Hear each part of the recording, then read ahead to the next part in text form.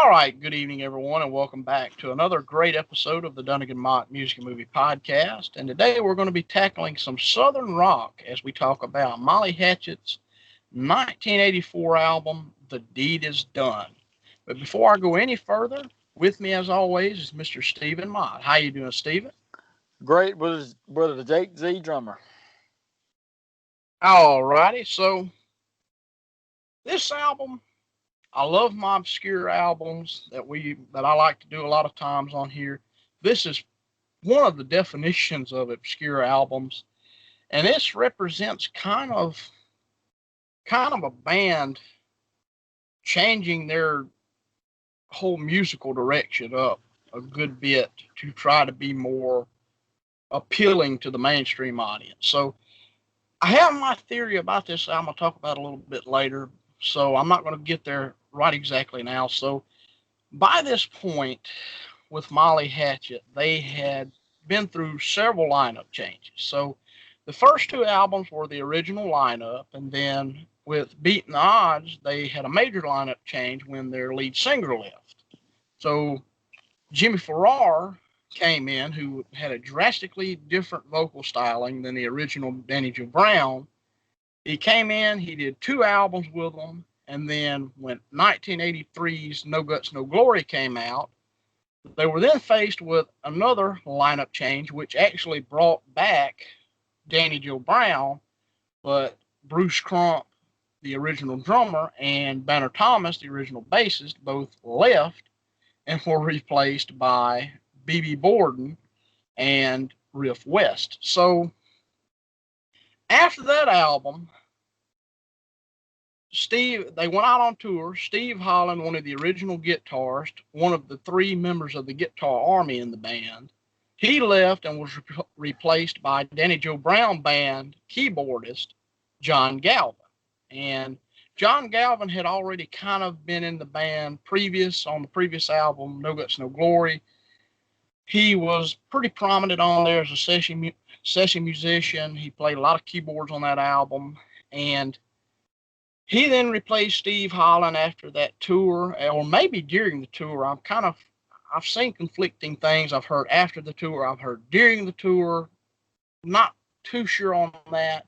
By the end of the whole No Guts, No Glory era, John Galvin was in Steve Holland's place, and you had Bruce Crump returning on drums with B.B. Borden leaving.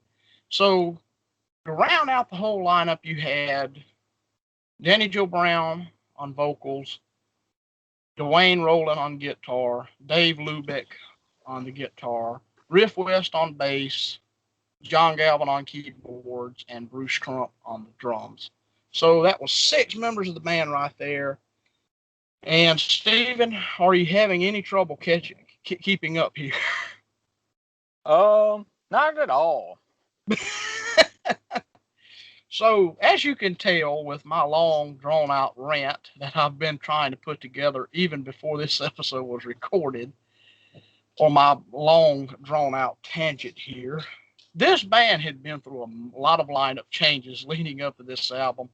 A lot of things had happened between 1978 and 1984. So, after the No Guts, No Glory album came out in 83, it was basically pretty much a return to form for the band. And really and truly, it just didn't do a whole lot of good for them. I mean, Take No Prisoners alienated fans, which was the 1981 album that they had done, the second with Jimmy Farrar. It really alienated the fans because it was much more of a straight hard rock kind of album or offering. And then after that, you had Danny Joe Brown come back, and they actually took it more to the earlier sound, but it was kind of too little too late on that whole thing. And so I've always had the theory for this album exactly that this was the record company's album. This was the album they were pushing Molly Hatchet to make. They brought in all these outside songwriters, which some had kind of been on the previous albums here and there, but never in this capacity on this particular album. And so, I mean, it was kind of weird with this album, especially looking at the previous album and looking at this album. It's two totally different things. This was also the first album not to feature Tom Warman producing the album. So we now had Terry Manning, who was known for engineering ZZ Top's Eliminator. And Eliminator and this album share some pretty big similarities. I mean, both were bands that had this kind of Southern fried sound that went down a more commercial path. And really, the only thing missing from this album, in my opinion, that separates the two, this album doesn't really have sequencers on here. You do have a lot of synthesizers, but not really that much sequencers. Or, well, no sequencers, actually. So, yeah, that's the long, drawn-out opening to this particular review. So, if you're having trouble keeping up, just fast forward through all my talking. But, Stephen, what's your opening thoughts before we get into the initial tracks? Where did you discover Molly Hatchet, and how do you feel overall about Molly Hatchet? I don't know a lot about Molly Hatchet, and as of right now, I don't have a very positive opinion of Molly Hatchet, especially of this album. And not to give too much away, but I almost said the rating, but no, I can't say that yet. My rating of it, but anyway, I discovered Molly Hatchet through a guy named Devin Dunnigan. So and that's about the only way I've ever heard him. Is we might have listened to one or two albums on the bus, or either at school you showed me some songs, but I like the ones you showed me at school and stuff because they sound a lot more rawly produced, and basically, if you don't know what I mean by that is more straightforward, basically. Straightforward guitar, you know, more rock to me. Not mainstream, but just straightforward rock. And I think that's the way they should have kept it. So back to you, brother. Alrighty, so I discovered Molly Hatchet. My kind of backstory with the band. I'd always kind of been familiar with Molly Hatchet, of course. Flirt with Disaster was an FM radio hit, still played on the radio to this day. Eventually, I kind of started getting into the band. I think that one of the first albums, or maybe even the first album I actually heard by the band, was the live album, Double Trouble Live, which plays into this album, kind of. I'll talk about a little bit of it at the end. But that really turned me on to Molly Hatchet and kind of got me into the band. Over time, I managed to hear a lot of the albums. I will say just a short opinion on the current lineup. I don't hate the current lineup of the band. I just think it's extremely, extremely different. And maybe we'll get around to doing one of those albums at some point. But Molly Hatchet remains one of my favorite bands of all time. It's in my top 10 favorite bands of all time. And they're kind of looked at as kind of a second-rate Skynyrd in a lot of ways. And I see that whole thing wrapped into a nutshell. I mean, I see that whole saying that they're a second-rate Skynyrd. I'm trying to think of the word to kind of add to that, but I see why people think that, but I think they have something more than just kind of that Skynyrd stigma around their neck. And I don't mean that in no negative sense. So Molly Hatchet is one of my favorite bands, and I, for the most part, love all the albums. The newer stuff I'm not too familiar with. I am with several of the albums, but not all of them. And I have my own opinions on that. But this album, as I've talked about already, it was a major change for the band. And whether it was a positive or a negative change, I'll talk about that as I get into my review of each of the songs. So I guess if you're ready, Steve, we'll go ahead and get started with this album with the first track, Satisfied Man. All right, I'm ready, Jake. All right, so the first track, Satisfied Man, probably the most well known song on this record.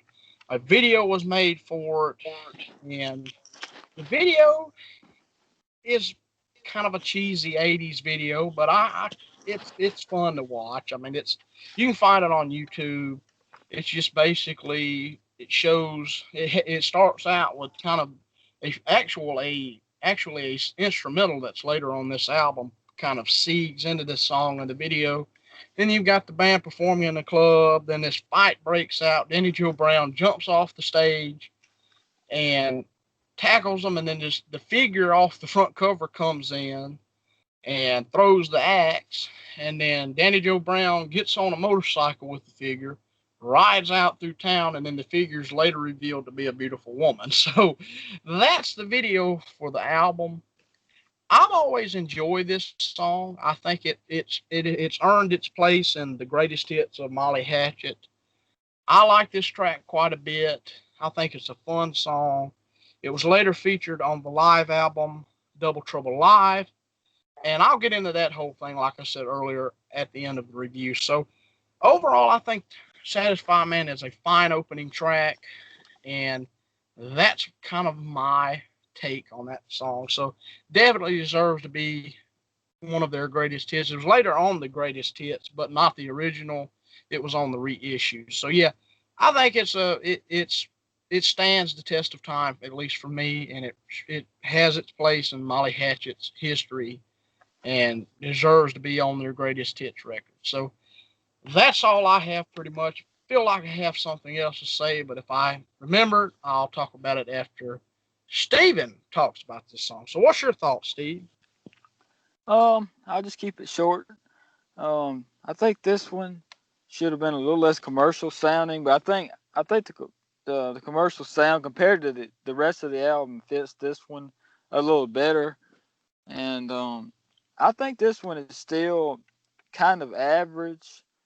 And really, one more song after this was any good, in my opinion. And I just gave myself away, but that's okay because maybe it'll be entertaining to hear my bash slash rant about everything. So that's pretty much it. It's listenable, and that's about the only thing on this album that's listenable. So back to you, Devin.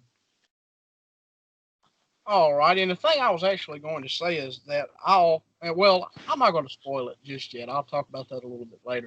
So there's also a shorter version of this song actually, and I think that's kind of one of the drawbacks to some of these songs, and I'll get into it a little bit more coming up. So the next track on the album is Backstabber. So this is pretty much a straight ahead AOR rock, '80s rock song. I mean, whichever way you look at it.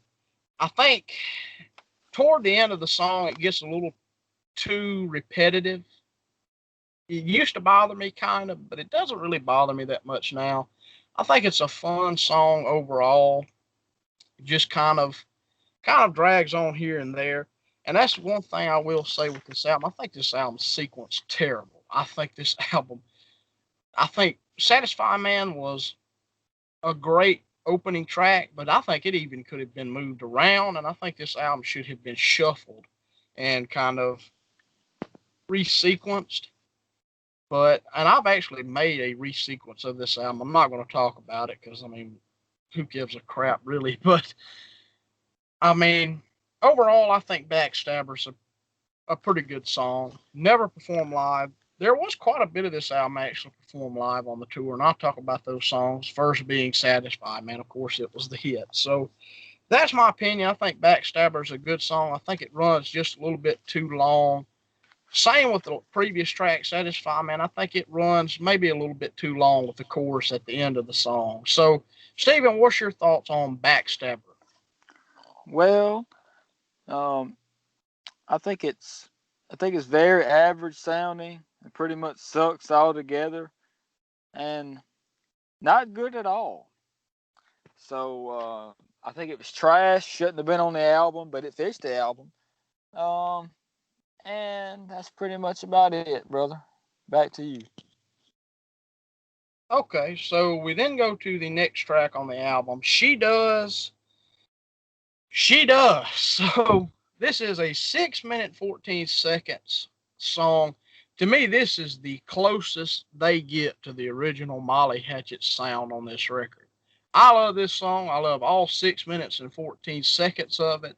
I love the saxophone, even though it's kind of weird being on this particular album or being on a Molly Hatchet song like it is, as prominent as it is. Definitely has that 80s sheen to it, but I enjoy it. And this was actually a band composition. Every member of the band has writing credits for this song. So this is a song written by the band. The first one, actually, that's written by the band on this record. So She Does, She Does, I really enjoy it. It was performed live. How many times it was performed live, I don't know. I do know it's on a bootleg from, I believe, before this album actually came out. I think they were kind of trying some of these songs out. But I think this is probably the closest. Well, there's another song coming up I think gets even more closer to that original sound. But yeah, She Does, really good song.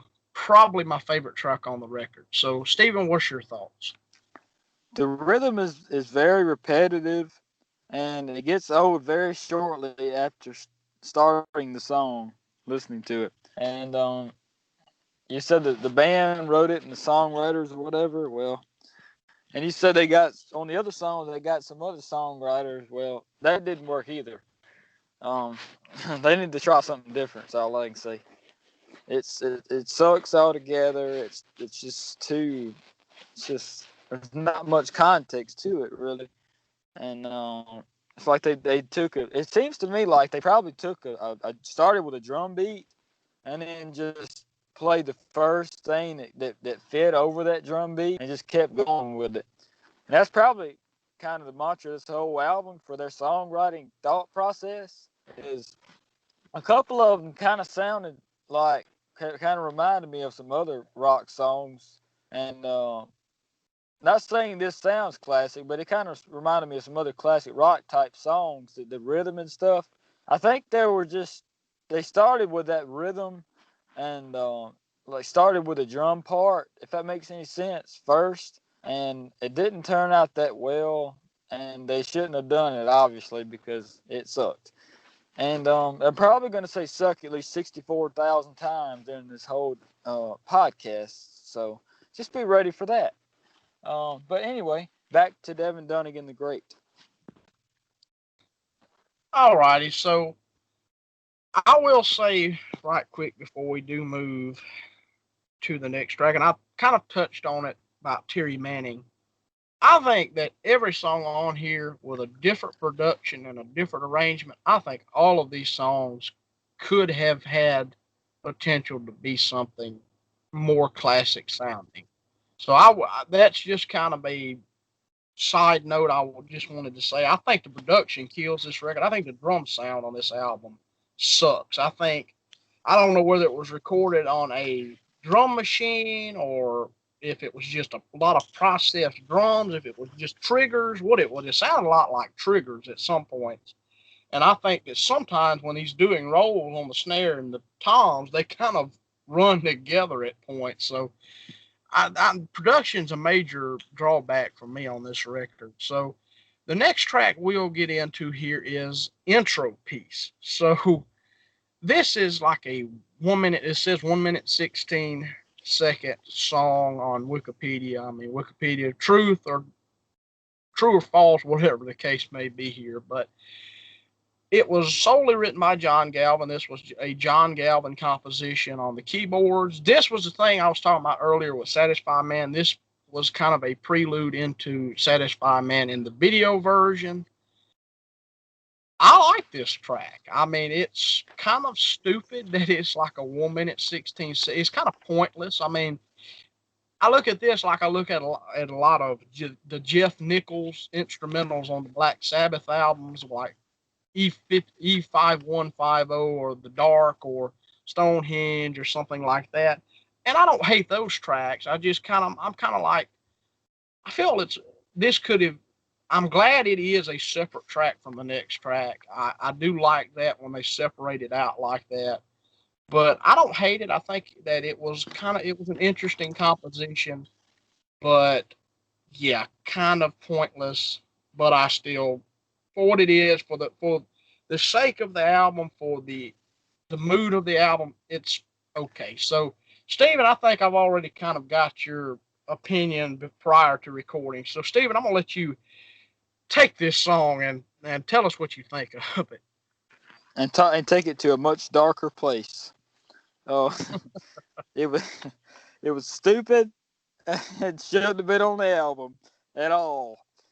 And that pretty much sums it up. The song is only what you say, like a minute long, and it sounds like something off of the soundtrack of a random movie um, that you fall asleep watching. And it sucked, and there's just no point in it. And it's not even a good like orchestrated thing. I mean, if it was a good orchestrated thing, I still wouldn't think it would be fit on the album. But it's not that it sucks. There's no context to it, and it's just dark and dumb and stupid. So back to you, brother. Okay, so I think you summed that up a little bit too good here. So, like I was saying, I don't hate it, but I don't love it. So, yeah, that's my stance on the song. Steven hates it.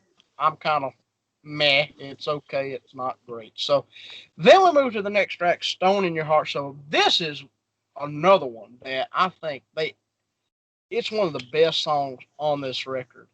I I think for what they were going for on this record, I think they ace. They're on every aspect of this particular song. I think this is a perfect pop song. Does it sound like Molly Hatchet? Not really at all, but I still really dig this song. It was actually performed live. It's on the live album Double Trouble Live, and I think this is a fantastic kind of. I don't really call this a ballad. I guess you could, I guess you could take it as a ballad, but I really enjoy it. I think that this is really good song. So, Stephen, what's your thoughts on "Stone in Your Heart"? I think it the song is itself is really good, but the execution wasn't that good. Produced production wise, I should say. And I think I think if it would have had a different producer, this song could have been really good. But the song itself, the way it's written, is really good in my opinion. And but this whole album, uh, it really it had too much keyboards and stuff on it. Like if they would have stripped off the keyboard and like you said, the weird drum sound, it would have been a whole lot better. Even with the crappy songwriting, I mean, it would have took it for me at least up to you know uh, maybe even a 4 out of 10. But you know that it doesn't the band sound doesn't help it for me and doesn't impress me at all. But this one, as far as the song itself, is actually pretty dang good. And this is the only one on the album that I would ever consider, remotely thinking about going back and listening to again. So back to you, brother. Okay, so yeah, I do enjoy this track once again. And I was just going to actually say when I first heard the live album and I heard this song, this came in so out of left field for me. I was like, what kind of crap is this? This is not Molly Hatchet at all. But now, like I said, as you can tell, I've grown to really love this song. So that's the end of side one. And then it kind of goes downhill into Filler Town afterwards. So the beginning of side two brings you to Man on the Run. So this is, to me, not a bad song or anything like that, but it's definitely a filler song. I think that this is another one that's killed by execution, that's killed by the production. This is actually written by one of the producers, or written by the producer Terry Manning, and I think yeah, it shares a writing credit with Dwayne Roland, one of the guitars. So I mean, either way, not terrible, but not really, really good. It definitely doesn't stand up there with the best Molly Hatchet songs at all. So that's my opinion on Man on the Run. So Steven, you take it. Well, you said earlier something to the effect of, this album went downhill from there. I don't think it ever went uphill. I don't think it was ever any up. I think it was just all down and it just stayed there. It probably went underground. Anyway, this is a little joke. Anyway, this one, track number 6, if I'm correct, completely sucks and just off the wall junk. Has no context. It's dumb. Songwriter sucks. Whoever it was, that producer did not need to quit his day job. Okay, that's all I got to say. And the band, you can tell the band knew what they were doing, but at the same time, there was crappy songwriting and just the execution was okay. It was average, but and all I got to say more is this song went too far and stayed too long. So back to you, brother. Alrighty, so then we move to the next track, and as I said earlier before we move on here, I think the sequencing on this album is terrible. I think that these tracks should have been shuffled around a good bit. I think all of the filler falls aside too, except for maybe one song, and then all the best songs are on side one. So we move to the next track, track number 7, Good Smoking Whiskey. So this is another band composition, and it runs 3 minutes 37 seconds. Don't know why I keep saying the links of the track, but whatever.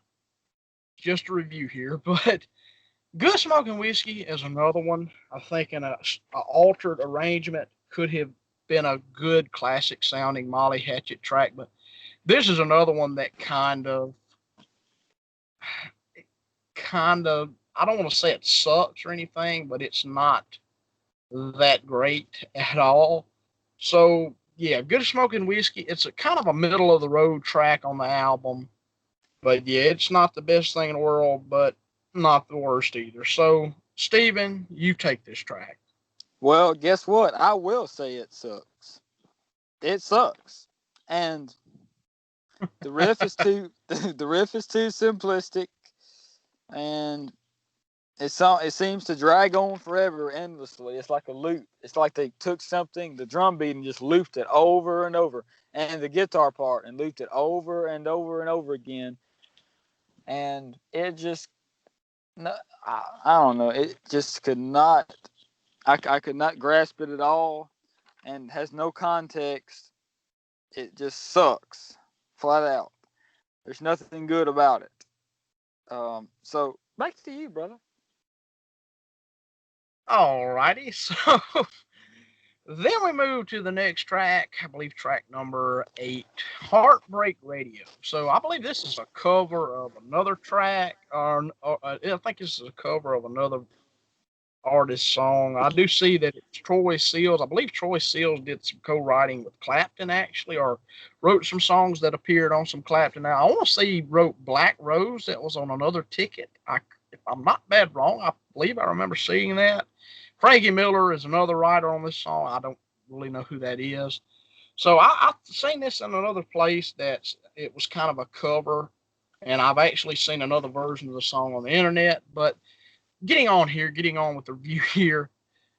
I think that this is another one in an alternate arrangement. I think it could have been a much better, much more classic sounding Molly Hatchet song. I kind of get a vibe of something like Sweet Dixie off of No Guts, No Glory, but it's in a much more 80s arrangement. And I mean, that's kind of a drawback. to the track, in my opinion. This was performed live. I listened to a lot of the live tracks from this record, and other than the two singles, which was "Stone in Your Heart" and "Satisfied Man," none of them really carry over that well live, other than "She Does, She Does." But this was another one that was performed live on the tour. How many times, I don't know. I do know it was on that Orlando show that I believe was performed, like I said, before this album came out. So that's my opinion on Heartbreak Radio. Steven, take this track. I only have one thing to say about it, or two. Well, number one, it sucks, and number two, they was trying to be like Leonard Skinner and they completely failed at it. So there's my thoughts, and there you go. So there you go. Back to you, Devin. Alrighty, so then we'll move to track number 9, "I Ain't Got You." So this is this is a blues staple, pretty much. This is this is a traditional blues song. It's been covered by a lot of different people. The version I know the most is the Blues Brothers version. That they put it on their Made in America album. That's the version I know the most. If this was on something like Flirt with Disaster or the first album, or maybe No Guts, No Glory, this would have been a kicking song. But on this track with the production style, this kind of comes off as kind of like a bad bar band attempt at this track. And I don't think it's terrible or anything. I just think that if it was in another arrangement, I think this could have been very good. And with the version they're trying to do on this album, I think this would have fit better on something like "Take No Prisoners" or something. So yeah, that's my opinion on this track. I think it's okay, but not the best thing in the world. So Steven, you take it. Completely trashed, and everything about it is very mediocre. And that's exactly what I wrote down, verbatim. And so there you go. You get a little ounce out of my weird brain and off of my notes here. So, and I'm just trying to ramble on because I don't have a whole lot to say about it, and it sucks, and it's fished the album, and that's not saying much. So there you go. Back to David. All right, and Dominico Beanie would be very proud of you right now. Pickle So, sandwiches. oh yes, Fricadang, Yeehaw, Whoop-de-doo. Sonny James Williamson, everything. I mean, let's just go on a texting rant lingo. I mean, a texting I lingo think rant. that's supposed to be Sonny Boy Williamson, actually. That's Yeah, the that. guy's name, I think. Elmore James. Actually, I've never texted that before. Yeah. So then we move to the next track, "Straight Shooter." So, "Straight Shooter" is that we return to the more we return to the band itself writing the music here. So this is a, I believe all the lineups has a co-write on this particular song, and I enjoy this track, but it's another one I'm kind of like in a different arrangement. Could have been a lot better than what it was. And like I said, if it was just a different production, I think it could have been so much better than what it was. And that's pretty much all I have. So back to you, Steve. Well, let's see. The songwriting sucked. The drums sucked. Um, the bass player, um, probably average. I don't even hear any bass in there much, but at least he's not doing like the 5150 dude and trying to play all up and down the bass and out of tune. But anyway, the honest to goodness, I don't know how much this band even knows about music in general because it almost sounds out of tune like everything they do. The riff itself sounds not that great, but then the band coming behind it just seems kind of flat. And I mean, they just they need to go back to elementary band class or something. But anyway, other than that, you know, just the fact that the everything about it's not that great. I'm repeating myself in this album because my sentiments didn't change a whole lot, and I'm trying to make this very interesting, but it's kind of failing. And so I'll just make the declaration that Scotty McCreery is the GOAT. So back to you, Devin. Alrighty, so we then bring this album to a close with track number 11, Song for the Children. So this is a Dave Lubick song. I believe it's just him himself with maybe Riff West coming in the background, playing some bass. And of course, this will be the final album for many years to feature Dave Lubick. So this would kind of be his swan song to the band. I don't hate it, but it's another kind of pointless instrumental. I'm kind of like, okay, because I think this album also was trying to very much be what the previous album was with No Guts, No Glory, because it has the instrumental that closes the album out. This is no both sides. I mean, both sides is a well arranged, well done instrumental, but this is just just a guitar ditty there, really.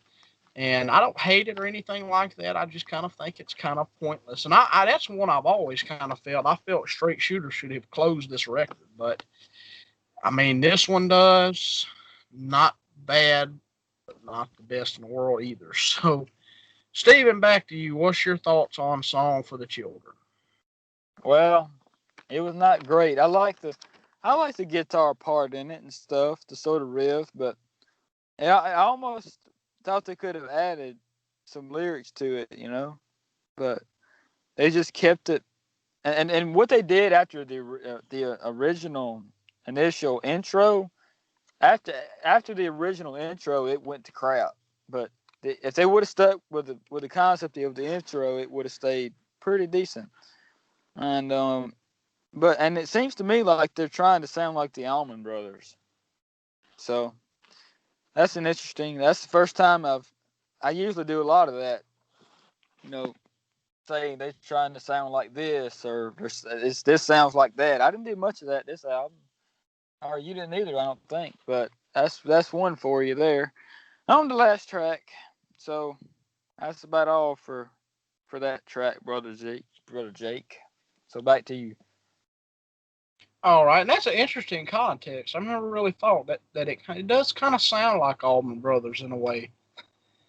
So that brings this album to a close. I will talk about a few other tracks that didn't quite make this album. So the one that I sent Steve and told him to listen to for this record is an outtake that I don't even know what the heck happened because I have a cassette copy of this album right here. And I want to read out the track listing quite real quick here. So it starts with Straight Shooter, then goes to Backstabber, Satisfied Man, Good Smoking Whiskey, She Does, I Ain't Got You, Heartbreak Radio, Rock and Roll Fire, Stone in Your Heart, Man on the Run, Song for the Children, and Intro Piece. So I think that's kind of almost a better sequence than the final album. But the song I want to talk about is Rock and Roll Fire. So I think that song itself is just about as better than the whole album itself. I mean, it's a pretty much a heavy metal song in a lot of ways. I mean, you've got the guitars just shredding up and down next on the song, and you've got Danny Joe Brown and John Galvin kind of doing this kind of duet type thing, and I think it's probably it would have been one of the best tracks on the album if they actually put it on there, but it does not really fit with the album they were trying to pull off. And how it actually got in the track listing for this, I'm kind of puzzled. I don't know. Maybe there is an actual version of this particular song out there somewhere. I really love to hear a studio version of this track. So there's also, well, before I move on, Steven, what is your thoughts on this since I told you to listen to it?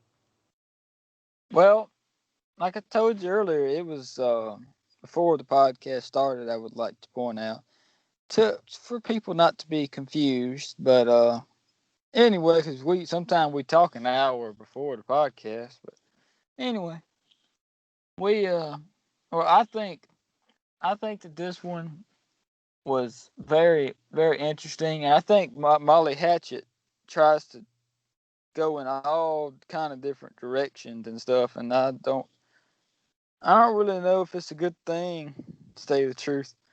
I think they should have stuck with the little bluesier sound and incorporated into the rock. Sort of like half and half, somewhat. I guess I could explain. That's how you could explain it, but I don't know if that makes any sense. Probably not, but that's what I think about the track, and it was pretty. It was decent, but of course, like I said before too, it's not quite my cup of tea anyway. So I'm probably not the best person to ask. But whatever. So back to you, Dev. Alrighty, so there is two other tracks that are actually outtakes from the live album. And I'll talk about the live album in a few minutes. Just kind of touch on that. I don't want to do a full review because maybe we'll get to do a full review of the album at a future time. So the first track is Walk on the Side of the Angel. So this is pretty much, I think this goes even further into the whole commercial rock sound that they were trying to get. I actually like the track. I think that this particular track kind of goes over better and aces what they were trying to do on this album even better. Later, it was taken off the CD versions of the live album, and it really has never turned up anywhere else until they just done this box set, and it's actually a bonus track for this album. And then you've also got the other outtake called Walk With You, which is a kind of, it's pretty much just about the same song in a lot of ways as Walk on the Side of the Angels. And it's okay from what I remember. I do remember Walk on the Side of the Angels. I did like that one. Walk With You, I don't remember quite that well. Then you've got two other bonus tracks, which is I talked about the shorter version of Satisfied Man, and then you've got a radio edit of Stone in Your Heart. So I will touch on the live record that was put out in 1985. Has a lot to do with kind of the aftermath of this record. So this record pretty much put the nail in the coffin for Molly Hatchet. I mean, when this whole period was over with, they put the live album out in 85, and pretty much Molly Hatchet was dropped from their record label. And I believe they were with Epic at that time. And they were dropped from Epic, Epic Records. And later they got with Capitol and RCA for Lightning Strikes Twice, which this will be out after this particular review comes out. But I did a review on Lightning Strikes Twice, actually, and it'll be out here coming soon, part of the Danger Zone reviews. So I digress from that, but just had to bump the reviews a little bit. But You had to plug. yep. So I will say that the live album is fantastic. I think the live album is really good. I will say I think it relies a little too much on cover songs. I will say that because there is a lot of covers on that album. I mean, you got a cover of Freebird. Dreams I'll Never See. I'm fine with that one because it's technically the version you're doing is a Molly Hatchet. It's a Molly Hatchet classic. It was a cover of a Buddy Miles rendition of the song, which was actually originally an Allman Brothers track. And then you got a cover of the Danny Joe Brown Band song, Edge of Sundown. And then you got two tracks off of this. The rest is kind of sprinkles of the Molly Hatchet best of, pretty much. And it's taken from different shows. And then you've got the two other live tracks that were actually taken off of the CD version. They're on the cassette and the vinyl versions, but not the CD versions, which I kind of find to be kind of weird. But Molly Hatchet's kind of a weird band when it comes to a lot of behind the scenes stuff. So that the live album I do recommend, and we'll kind of reverse it this time. Usually I ask Steven to give his ranking for the album, but I'll give my ranking first, or my rating first.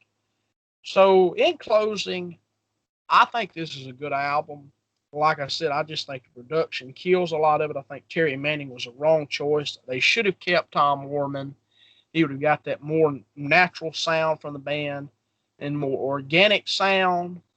But I just overall, I just think it was kind of a missed opportunity for the band, and I think they shouldn't have went in the direction they went because, I mean, even with Lightning Strikes Twice, they were backtracking. I mean, they were trying to get back to that original sound because this album really didn't do a whole lot of good for the band to start with. It was another one of those.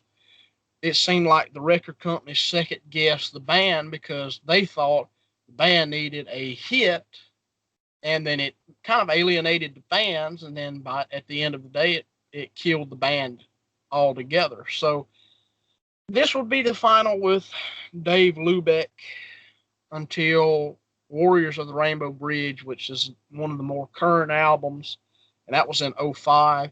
He would leave after this, I think around '87, because of he was basically battling drug addiction, and and pretty much he was then replaced by Bobby Ingram, who's the band leader actually now. He's the lead guitar / band leader, owner of the rights to Molly Hatchet. So, yeah, I mean, kind of this was kind of the end of an era for a lot of the kind of the earlier Molly Hatchet. You kept just losing people and losing people until they finally disbanded altogether with the whole '90 tour and the Lightning Strikes Twice tour and everything. Then they regrouped like a month after they disbanded and broke the band up. They would regroup again with a different lineup. But I digress from that. I'm getting off on a tangent here. If you want to hear more about this whole lineup thing, listen to the Danger Zone Reviews presents Lightning Strikes Twice by Molly Hatchet 1989, which will be up on Wednesday, whatever today is, November 18th. So it'll be out on November 18th at 3 p.m. Central Time. But you'll already hear this. You already hear it before this review. So I digress once again. So in closing, I give this album a solid 7 out of 10. Like I said, I don't think it's a terrible record, but it's not that very great either. So that's my final thoughts on the album. So, Stephen, what is your thoughts? Probably already know them. Probably already know your rating. But anyway, I'm not going to try to second guess you or anything. So, Stephen, what is your final thoughts and rating on this record, or ranking? 0 out of 10. And it sucked. And my final thought would be that it should be completely taken off the market totally, and should just be banned forever. So there's my thoughts. Peachy, isn't it? Back to you, Devin. All righty. So that brings an end to the album review. I'll go ahead, if you're okay with it, Steve, I'll go ahead and announce what next week's or the next episode, because we're kind of going to start doing this, kind of throwing some episodes out a couple at a time to kind of get content back going here. But if you're good with it, I'll go ahead and announce what the next episode's going to be. Another pretty divisive episode, I think. You good with it, Steve?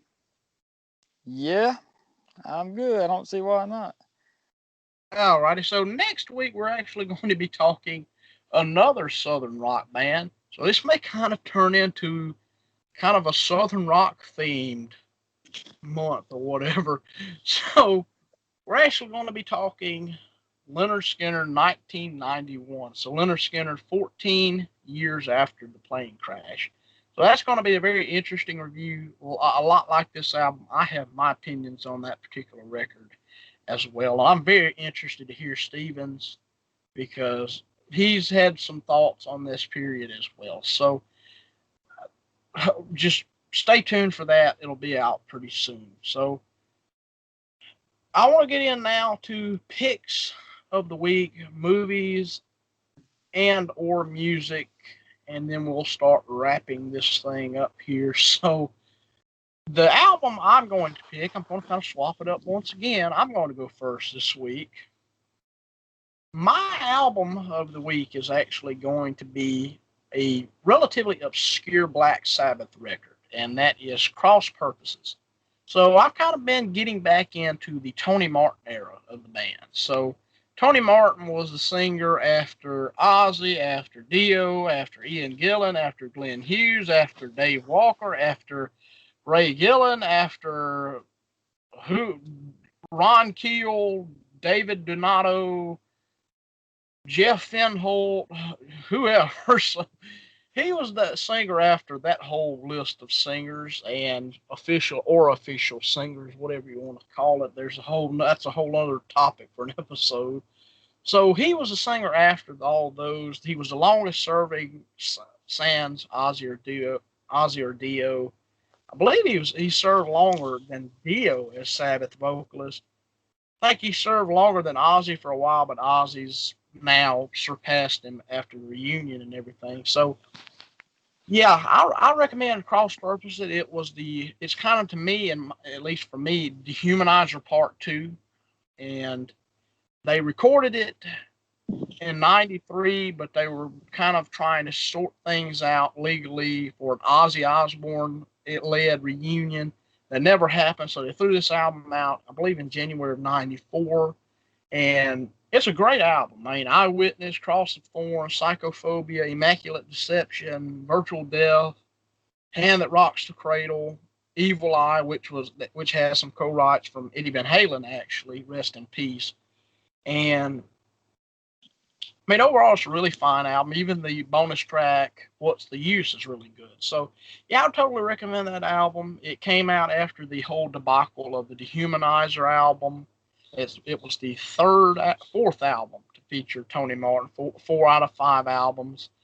I heard Forbidden, actually, yesterday. I'm not going to get off on too big of a topic. That's a good album. 13, not so much. So, there you go. That's just a little side note there. But Cross Purposes, I definitely recommend. Movie reviews or movie recommendations this week, I'm going to actually give it to Texas Chainsaw Massacre 4. So I know it's a very weird sequel in the franchise, maybe even weirder than the second movie, but it was kind of the original writer of one of the original writers of the movie. First movie came back, and he actually wrote this movie and directed it. It was intended to kind of be the real sequel to the original, but I think as more and more as time went on, I think people just started declining to be in the movie, so he eventually had to swap a bunch of characters around.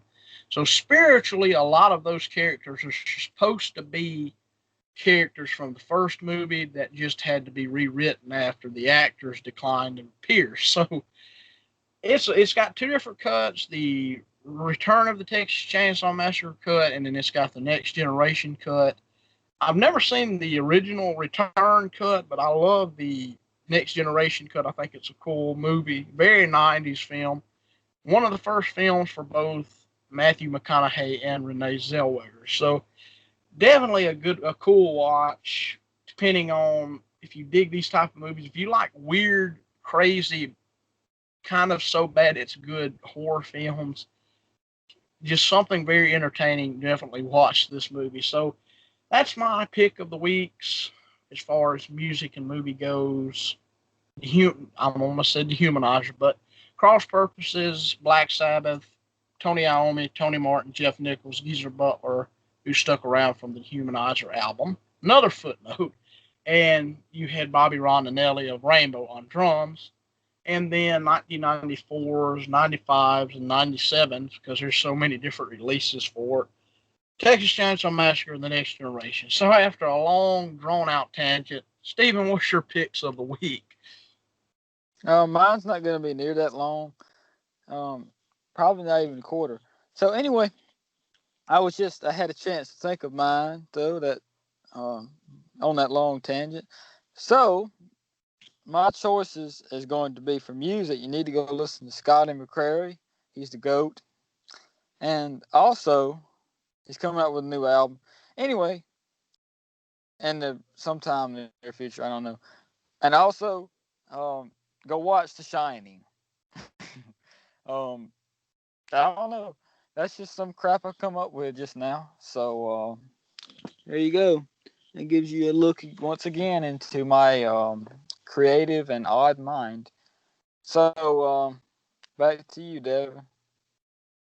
All right. Hey, that's a great pick. The Shining is a really good horror film.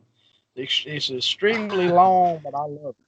So, yeah, that's been the that's been another episode of the podcast. So, I think there was a slight breakup during the middle of this show. So, if you hear kind of us break up, there was just something happened. But no matter what, we still got along with this episode. So, hope you all enjoyed.